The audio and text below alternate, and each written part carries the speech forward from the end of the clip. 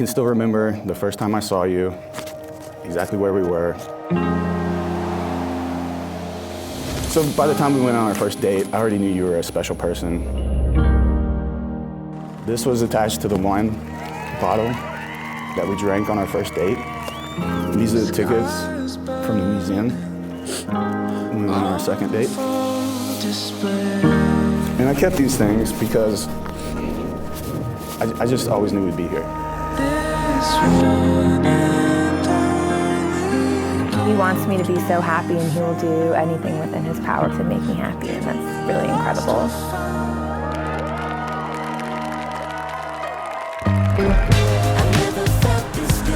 Damn, Patrick, pulling those mementos from the first date, dude? That is some serious husbanding right there, day one.